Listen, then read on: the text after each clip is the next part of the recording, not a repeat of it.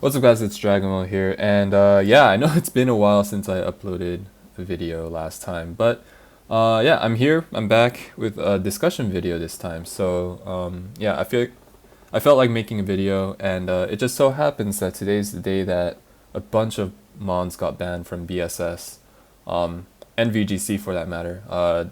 We share the same ban list for whatever reason.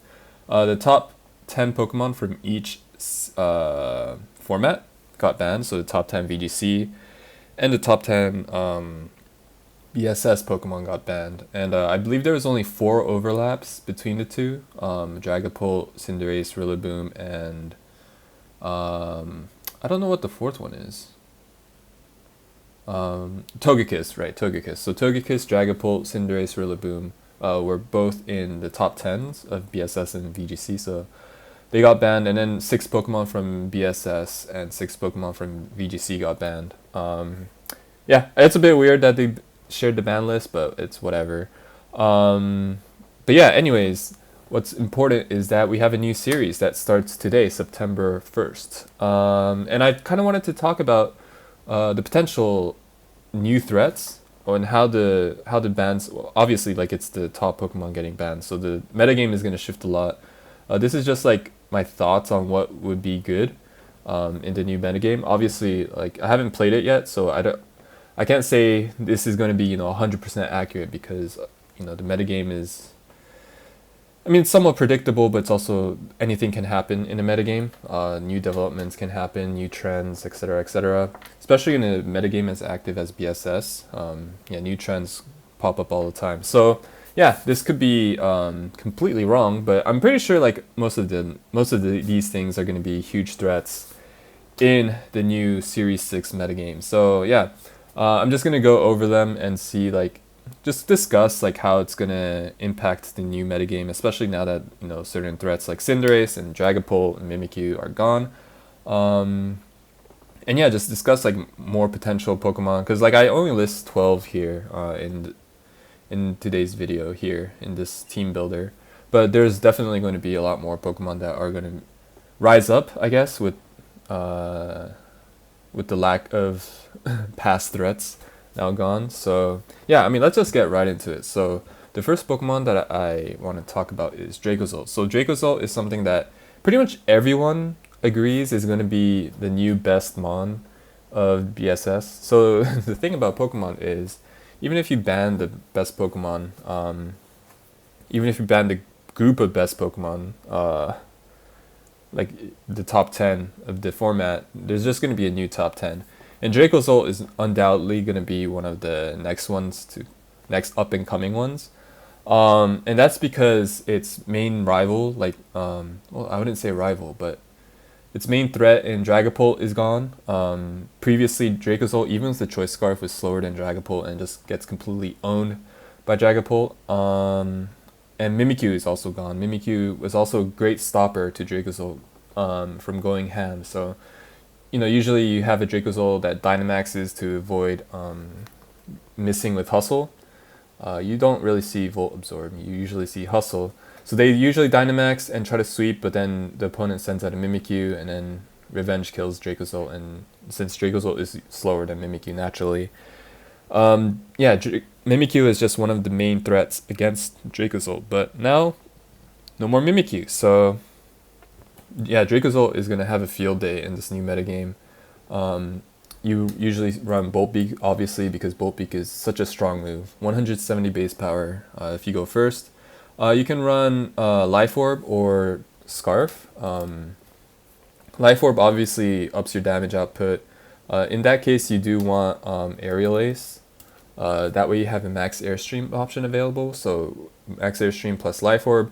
It's going to do significant damage to grass types that might want to switch into a Bolt Beak, even though you don't really want to switch into a Bolt Beak per se because it does so much damage. But yeah, Aerial Ace allows you to hit Max Airstream and get +1 speed, plus a Life Orb boost is going to be significant. Otherwise, you can run a Choice Scarf to make sure that your Bolt Beak is hitting as much things as possible with double damage, because Dracozolt does have 75 speed, which is pretty slow. A lot of things are faster than Dracozolt, and yeah, if it's not moving before the opponent, then Bolt Beak is just doing a measly 85 base power of damage, which is not something to laugh at because it does have Hustle, which boosts Dracozolt's attack stat by 1.5. With the downside of it missing, it gets 80% accuracy boost. 80%, it goes down from 100% to 80% basically. It gives a 0.8 times multiplier. Yeah, there we go. The accuracy of its physical attacks is 0.8 times. This is kind of wrong. All attacks are 0.8, I believe. But yeah, anyways, you see this, you see Outrage, and you see, I think Fire Fang is the better one, better option. Maybe you can run Fire Blast instead. This is mostly for Ferrothorn, because Ferrothorn, as you can see here, is one of the threats that I think is going to be pretty major in this new metagame.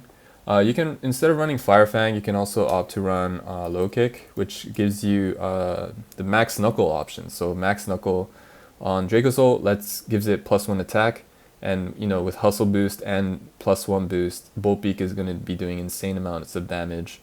Max Lightning with Bolt Beak is 150 base power, so that's also going to be doing significant amounts of damage to everything in the metagame that's not a ground type. Instead of Outrage, you can also opt to run Draco Meteor. So what the Draco Meteor allows you to do is bypass counter users. So counter is going to be something that, it's been pretty major in the Cinderace metagame as well, because that's one of the major, well, I wouldn't say major, but it's a common answer to Dynamax Cinderace. So you send out, Lycanroc is the major example, and some Urshifu as well. Basically, it's Sash. It's holding a focus Sash, so it lives 1 attack guaranteed, and it just uses counter on the Cinderace and blows it away, even if it's Dynamaxed. Obviously, it's not that great if the Cinderace is mixed. It just uses special Pyro Ball, special Max Fireball, yeah, which still does 160 base power, even though Cinderace's special attack is pretty low. It still makes counter ineffective. You lose your focus Sash, and it's basically over at that point. So yeah, in the same vein, you can run Draco Meteor on Dracozolt over Outrage. It prevents you from getting locked in to stuff like when you're not Dynamax. So if you click Outrage and you kill something, the opponent basically has a free switch in and a free switch in and a free turn with their Fairy type that they can just send out, and you have no choice but to click Outrage again. So Draco Meteor alleviates this problem. It alleviates the Sash counter potential revenge killing option as well. And yeah, as the fourth move, Low Kick is usually Fire Fang, I think. Low Kick is going to be pretty niche. It still hits Ferrothorn decently, but Max Knuckle is a lot weaker than Max Flare. It's 90 base power, I believe, with Low Kick, whereas Max Flare with Fire Fang is 120. Alternatively, with the same logic as Draco Meteor, you can run Fire Blast as well, because Dracozolt does indeed get Fire Blast, as you can see right here. And Fire Blast is enough to take out Ferrothorn as well, because Dracozolt does have 80 special attack, which is not bad, but you do need some investment to take out a Ferrothorn. Alright, so that's probably like public threat number 1, Dracozolt in this new metagame. So up next is Urshifu. Actually, before I get to Urshifu, I'm just going to talk a little bit about Dracovish. Dracovish is probably not going to be as threatening as Dracozolt, if I'm going to be completely honest. There's going to be a lot of what should I say? Actually, no, it might actually be a threat. I'm just thinking, like, there's no Dragapult as well, which is the same thing with Dracozolt. But there's a lot of good water types that are still in this metagame, such as Primarina and Azumarill, which also have the fairy typing as well. So Dracovish is going to be kind of average against those kind of Pokemon. And in general, Dracovish is not that great against opposing Dynamax Pokemon. And it's not a great Dynamaxer itself. Like, if you Dynamax Dracovish, then you're losing significant amounts of power. Whereas if you're Dynamaxing Dracozolt, you're actually like getting more mileage out of it, because you don't have to risk the Hustle accuracy, which is kind of the main difference between Dracozolt and Dracovish, in my opinion. Alright, so up next is Urshifu. This is Urshifu Dark. There's also Urshifu Water. Both are pretty similar Pokemon. They actually managed to avoid the top 10 ban. I believe it's because like their usage is counted separately, like their form.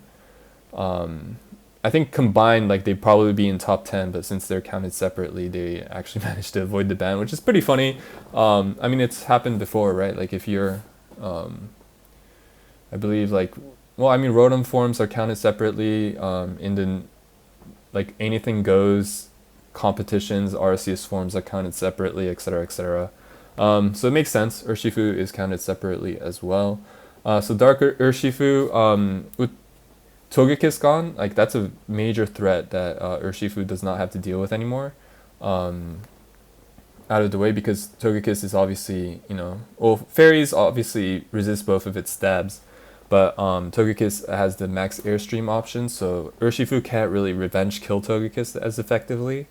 Yeah, I mean, there's still major fairy types in play, such as Primarina, Azumarill, Clefable, and Sylveon. Like those are very major fairy types that are still not banned, that Urshifu has to deal with. But Togekiss has been quite a thorn on Dark Urshifu's sides, because obviously fighting Dark, even if you Dynamax, you don't live.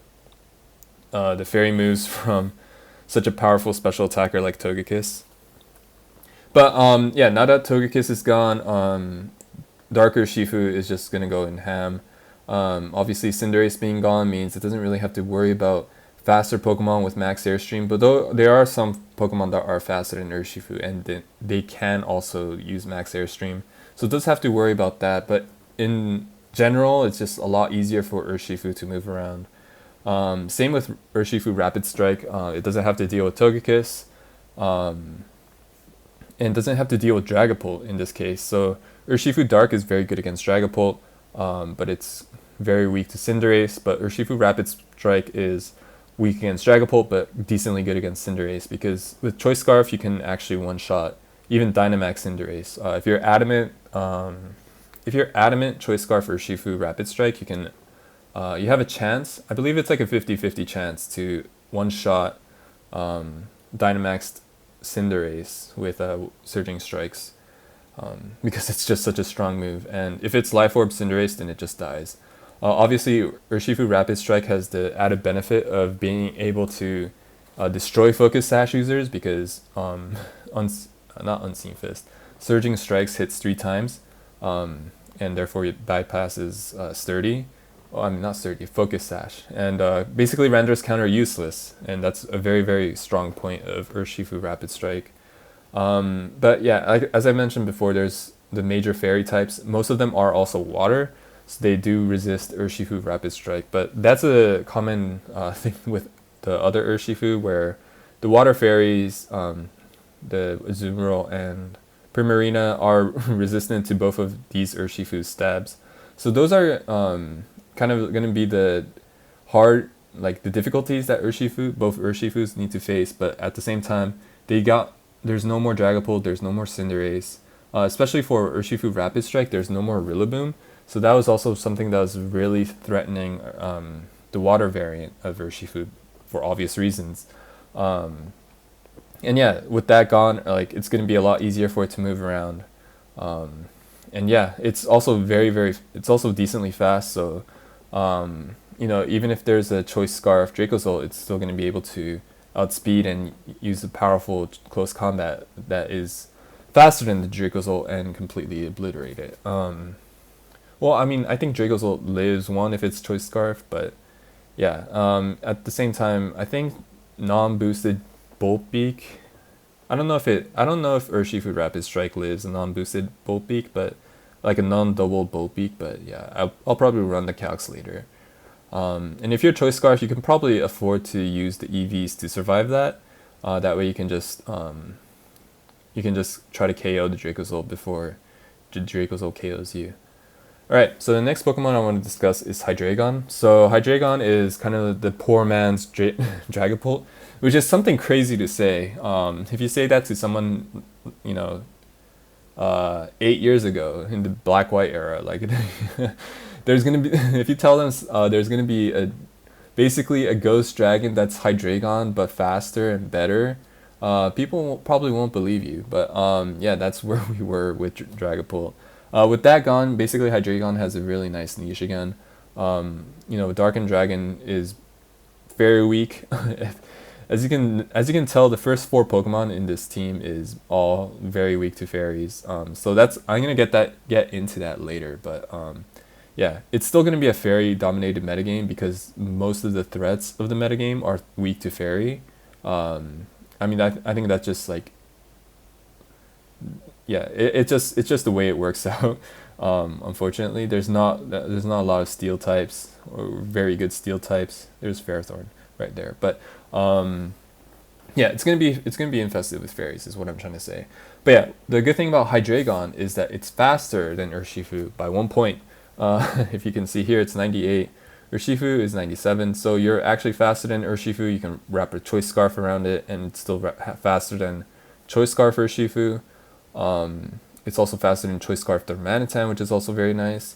You can Draco Meteor and Urshifu, since it has terrible special defense in 60. Draco Meteor from something as powerful as Hydreigon is just going to completely destroy Urshifu's. So yeah, Hydreigon is going to be a huge threat in this new metagame. There's going to be good switch-ins with the fairies, but besides that, like, it's a very fast Pokemon. It has very nice speed tier. It has access to basically every single max move. There's a few max moves that it doesn't have, but it still has access to stuff like U-turn, so you can run a Choice Scarf with U-turn and you can scout out, pivot, gain momentum, all that good U-turn stuff as well. It has Flash Cannon, basically something to hit fairies except for the water fairies. You can run, you can run T-Bolt, right? Like, you can run T-Bolt for them because it's a dragon. Oh no, you don't. It doesn't get an electric move, my bad. For the water fairies, you really don't have a lot of stuff, right? You have... Yeah, for the water fairies, I just suggest you switch out because you're not gonna enjoy facing them off. But yeah, otherwise, besides that, I think Hydreigon is gonna be a huge threat in this new metagame. It does get Nasty Plot as well, if you don't want to run the Choice Scarf set. But I think if you're gonna run Hydreigon, it's usually gonna be Choice Scarf so that you can beat these 3 Pokemon that have Choice Scarfs. But yeah, besides that, like, it's also very good against Rotom-Wash and Ferrothorn. Like, it's good against all 5 of these Pokemon. It's bad against the fairies, but against these 5 threats, the other 5 threats, it's actually a very, very good Pokemon. So that's why it is included in the top threat list. So up next is Rotom-Wash. So Rotom-Wash, that's the thing that's going to be handling the water fairy, Azumarill and Primarina, because it actually can fight with it pretty effectively. Its main weakness is just grass. Now that Excadrill is gone, you don't have to worry about Mold Breaker Earthquakes anymore. So that's good. That's very good for Rotom-Wash. You also don't have to worry about max overgrowth from Gyarados with Power Whip. Yeah, I mean, in general, just Rotom-Wash. It's also electric. It doesn't resist electric, but it's able to... Sorry. It's able to status very effectively with Thunder Wave. It can use Will-O-Wisp, and the first 3 Pokemon on this list, like, they hate Will-O-Wisp, right? You can't Thunder Wave Dracozolt, but you can Will-O-Wisp. You can Will-O-Wisp it. You can Will-O-Wisp Urshifu and basically render it useless. You can trick Choice Scarf onto Ferrothorns. You can do a lot of stuff with Rotom-Wash. Like, it's very versatile is what I wanted to say. You don't really need to run Dark Pulse anymore, because before you run Dark Pulse for Dragapult, that way you can hit Dragapult with Max Darkness or something. You don't really need that anymore, so you have more spaces for other attacks. So, like, let's just say Hydro Pump, Discharge maybe, Volt Switch, Discharge, whichever. You can trick if you're running a Choice Scarf item, or you can Wow if you're... I mean, you can be Scarf Will-O-Wisp too. If you're Scarf, you're going to be faster than Dracozolt, that is Scarf as well. You're going to be faster than Urshifu that aren't Scarfed, and you can just Will-O-Wisp it. If you're running Scarf, you'd probably run Volt Switch over Discharge. If you're not running Scarf, you'd probably run Nasty Plot, such as, if you're running Citrus Berry, then you can run Nasty Plot. and with your coverage, you can hit basically everything except for Hydreigon here. Against Hydreigon, you don't really have a lot of options. Hydreigon can set up on you, and it's going to be pretty nasty.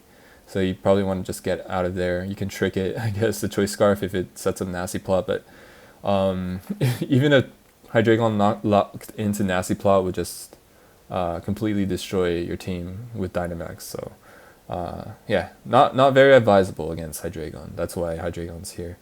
And last but not least on this side, Ferrothorn is the last Pokemon.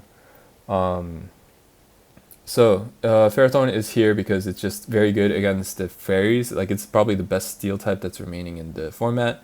The other one being Corviknight, but yeah, we can probably discuss that later. For Corviknight is like going to be pretty average because it's weak to Dracozolt, obviously. Ferrothorn is good against Dracozolt that don't have Fire Fang or Fire Blast for the Max Flare. Otherwise, it's very good. You can run an Aqua Berry for that if you really want to. But yeah, I mean, in general, like, Ferrothorn still has access to everything that it needs, as usual, and you just curse. You can Leech Seed, you can set up rocks, you can Gyro Ball for heavy damage on stuff, and yeah, I mean, it's good. It's just always been a good Pokemon. The only thing that it needs to worry about is the Urshifu. You can't even Protect Stall Urshifu because of Unseen Fist. So Ferrothorn is going to have a tough time against those Pokemon, but besides that, you know, Rotom-Wash, if it's not Trick Scarf, then Ferrothorn is very comfortable in front of it. Dracozolt without Max Flare. Like, you have to worry about Max Knuckle, but yeah, you can stall out the Dynamax turns with Ferrothorn, which is a very nice trade. Like, you take that trade any day because Dracozolt is just that much of a threat. And yeah, I mean, that's Ferrothorn. Like, there's not a lot to say that's new about Ferrothorn. It does the same thing in every single metagame, I believe, that it exists in. So yeah, that's Ferrothorn. So yeah, I mean, that's the main six, the big six of threats that I kind of wanted to discuss in this new metagame. You know, without Rillaboom, without Cinderace, without Dragapult. Yeah, the other thing I wanted and Togekiss as well, obviously. The other thing I wanted to say about Ferrothorn is that with Togekiss and Cinderace gone, that's two major fire type, not fire type, Togekiss is not a fire type, fire users gone from the metagame. So, I mean, that makes Ferrothorn just that much easier to use, which adds, like, I think it increases its viability even further. You know, previously you used Ferrothorn to try to stop Gyarados from destroying you, even though it's like, it doesn't resist max airstream, so it's kind of a shaky check at best. But yeah, now that Gyarados is gone, so that usefulness is gone, but there's also no fire types. The two biggest fire attack users are gone. And Dragapult, I guess if you want to count Specs, Fire Blast, Dragapult, that's gone too. So that's a huge boon to Ferrothorn's viability. Right, so next up is other threats. So these are other threats that I kind of wanted to discuss that could potentially be a major player in the new metagame. The previous six, I think, are just kind of, I guess, guaranteed. I think these six are going to be guaranteed to be, you know, in the top 10, I think. Just given how, like, given the roles that they play and how effective they are, basically. All right. So the first up is Porygon Z. So Porygon 2 is banned, but Porygon Z isn't, which is kind of ironic because Porygon Z is supposed to be its evolution. But yeah, I mean, it has adaptability. It gets insane power out of it because it has 135 base special attack, and adaptability boosts that even further. So it's, instead of 1.5 times boost from stab, it's 2. So that's like a 0.33 times boost. So yeah, I mean, you put a choice Bex on this, you could put choice Scarf on this. You can just you can put a Chople Berry on this for the Urshifu, and then Max Strike from Hyper Beam just completely destroys Urshifu, both forms, and you basically live a close combat thanks to Dynamax. And yeah, I mean, Porygon Z is just a super hard hitter. It has insane coverage as well. It has Ice Beam, it has T-Bolt, so you can hit the aforementioned water fairies as well. The fairy types I'm not going to enjoy switching into Max Strike. as well. So yeah, I mean in general, like this Pokemon is just going to be such a huge threat.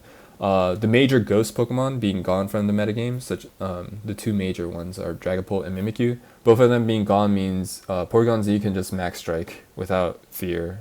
it has no drawback to max striking, so it's just going to click that and just completely obliterate teams because there's not going to be a normal immunity unless you run, unless there's going to be people running Aegislash, I guess. Like that's the only other ghost that comes to mind being decently common. To avoid getting nuked by Max Strike. Alright, so the next up is Kingdra. So yeah, this guy shares the same fate as some of the other top threats in that it's weak to the other the water fairy types such as Primarina and Azumarill. Yeah, it's weak to the other water fairy types, but Rain Sweepers are just so good in this new metagame because there's no Rillaboom. So Rillaboom has been the bane of Rain teams' existence ever since Grassy Glide came to be.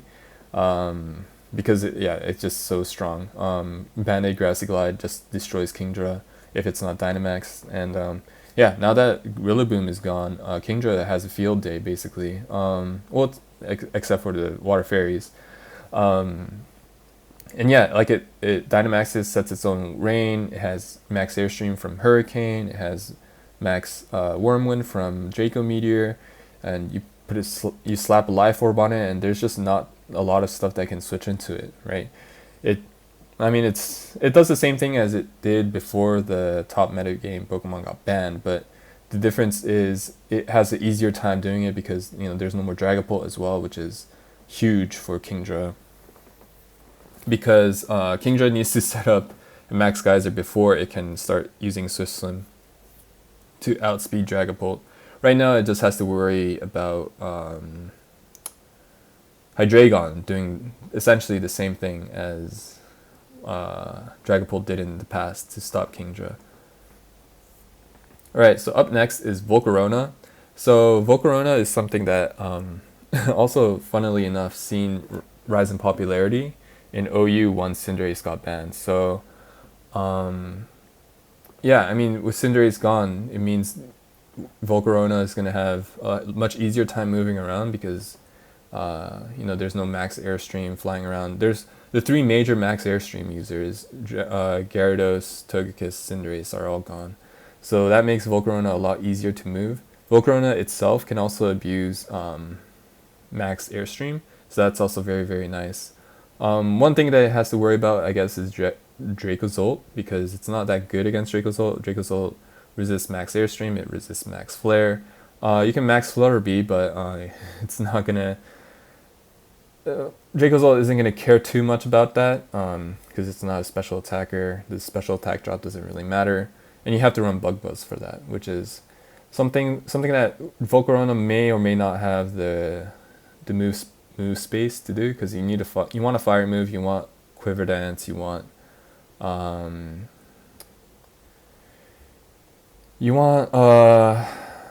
Hurricane for the max airstream, and you want, I guess you can afford the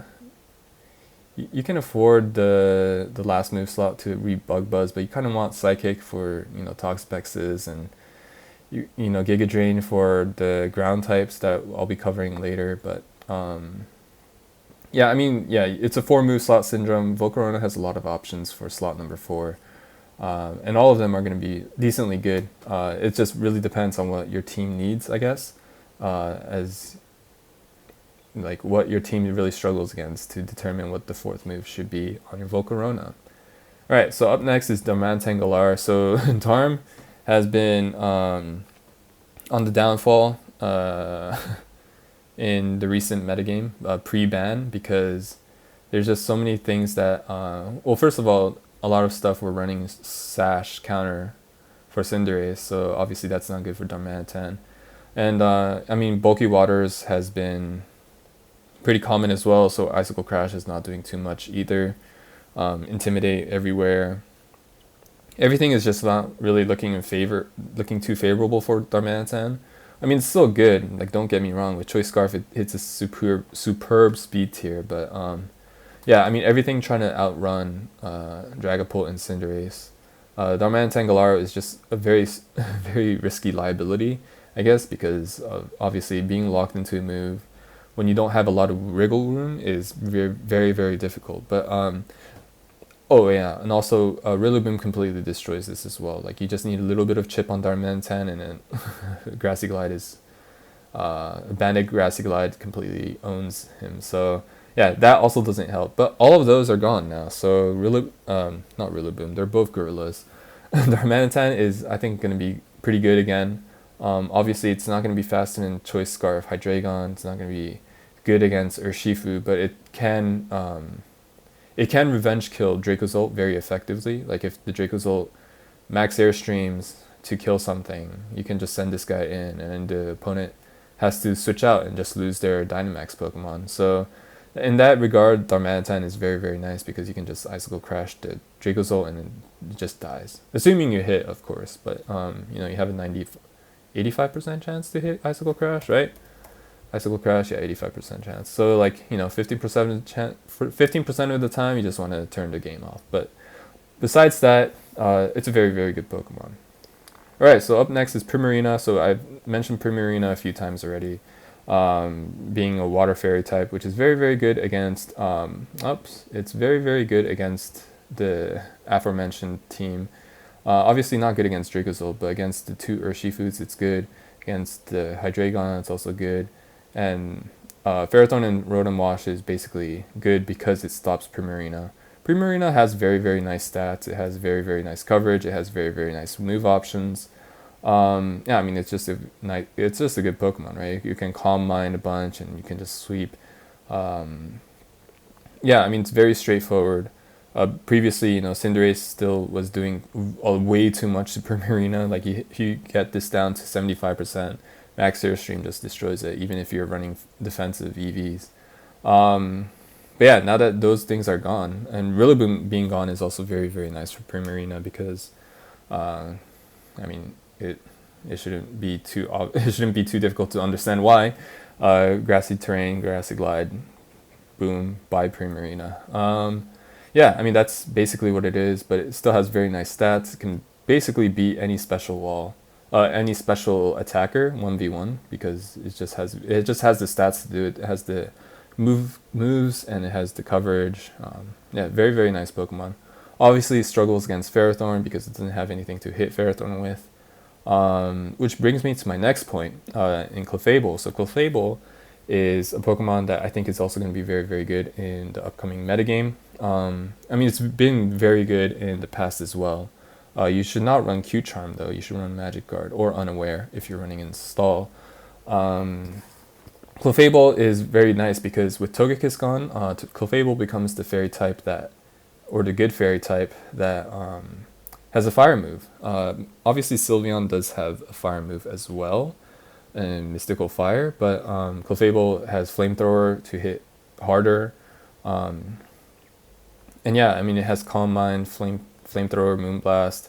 You can run Life Orb on Magic Guard and you don't get Life Orb recoil, and you do a lot of damage, especially when you Dynamax, Max Flare, Life Orb boosted.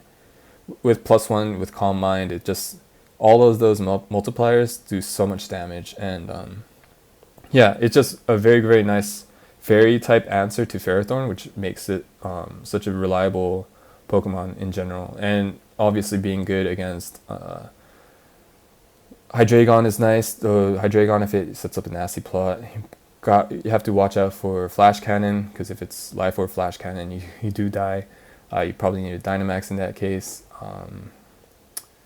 Yeah, I mean you're not that good against Dracozolt because Dracozolt's Bolt Beak. Your Dracozolt is faster than you, and Bolt Beak does a significant amount of damage.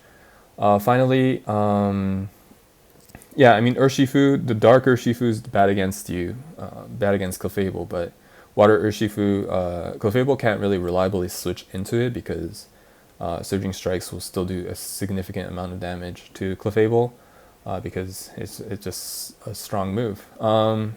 But yeah, I mean I think in general this is like the main, I guess, Pokemon that could be good, but not for sure. Not as sure as these 6 up top here. Some other Pokemon that I didn't cover are, stuff like ground types, right? Like, so ground types are important because they nullify Bolt Beak. So Bolt Beak, if you're not immune to it, you're going to receive significant amounts of damage. So ground types such as Rhyperior, Gastrodon, Diggersby, I think are going to be very, very good. Diggersby especially is slightly faster than Dracozolt as well, so Earthquake is just going to be doing so much damage. Obviously, Diggersby does need to be careful of the Urshifus. It needs to be careful of the Hydreigon, the Rotom. It doesn't really go in too much in favor of it, but Rhyperior is very, very nice as well. With especially in Trick Room, it beats all of this pretty nicely. Because it's just so strong. You can Dynamax and you get a weakness policy boost off of I don't know, a Hydro Pump from Rotom. You barely live it, but you can knock it out with max Rockfall.